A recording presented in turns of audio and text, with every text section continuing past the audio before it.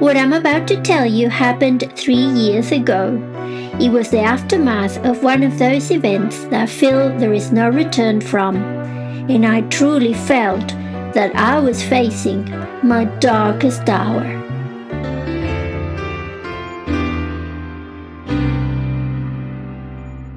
On that day, it was a Sunday, I just couldn't get myself out of bed.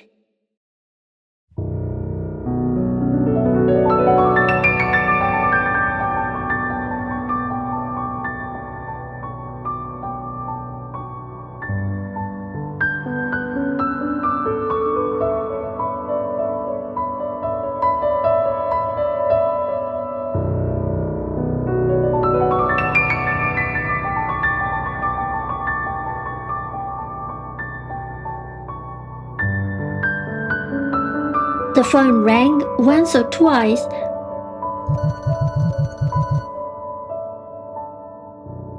but I didn't pick up. Someone rang the doorbell around lunchtime, but I didn't get up to answer. It was only a little later that I heard a loud noise coming from the kitchen and felt compelled to go and see what it was. Plus, I needed to go to the toilet real bad.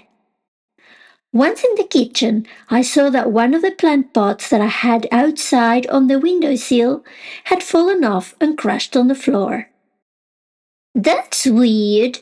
Must have been the wind. Well, it was a bit more complicated than that, but it wouldn't be until a few weeks later that the mystery will be solved. As I was heading back to my room, I noticed an envelope that had been slipped under the front door. It had a note from my friend, Amalia. I left a little something for you at your doorstep. Call me if you need me. Love, Amalia.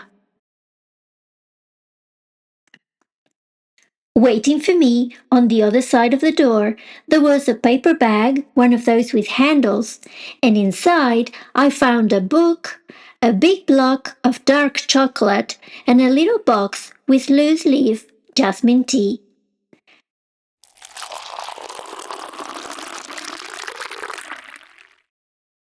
I made myself a cuppa with my new tea, put the book on the table, and tasted that delicious chocolate.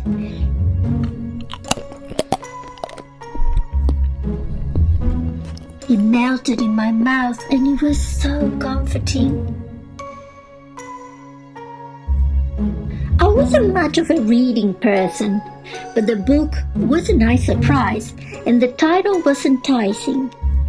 When Everything Changes, Change Everything by Neale Walsch. That line alone sparked my curiosity and made me dream of the magic of radical reinvention.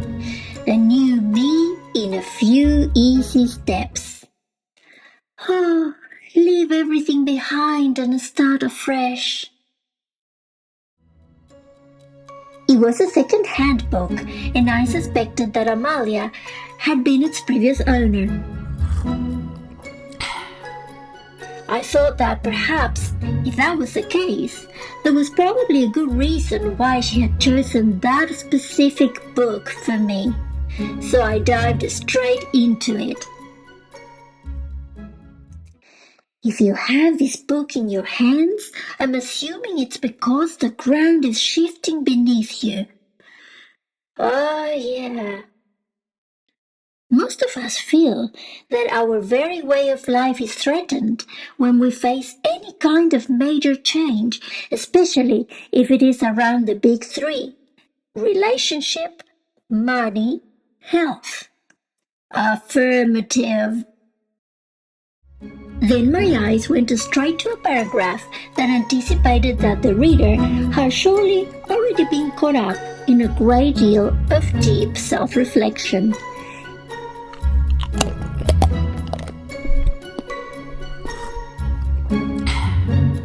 And that most likely this exercise in self-reflection resembled what happens when we look at ourselves in those funhouse mirrors that reflect a distorted and even grotesque version of who we are. Hey, this is me!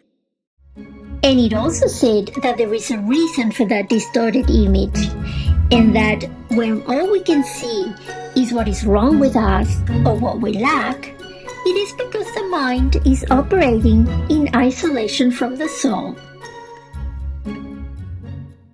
Mind isolated from soul? But I thought they were the same thing. Well, I guess this was Amalia's book after all. This is the typical kind of esoteric stuff that she always liked. I just hope it lightens up a bit.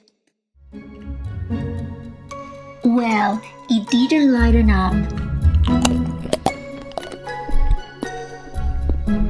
The book said that when mind and soul are disconnected, not only will you see yourself all distorted, but a bunch of other things could also go blurry. One of them being the very purpose of your life. What? What does this have to do with the purpose of my life? Oh, Amalia, what were you trying to tell me? And what am I supposed to do with all of this? I mean, if this disconnection thing is true, can I fix it?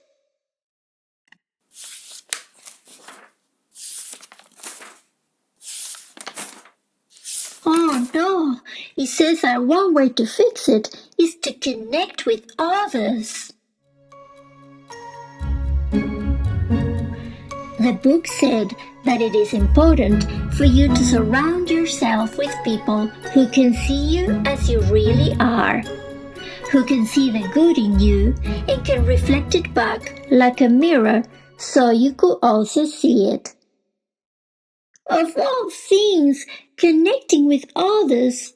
What are the introverts of the world supposed to do with this advice? Oh no, it only gets worse. Going within, observe the ebb and flow of your mind without judgment.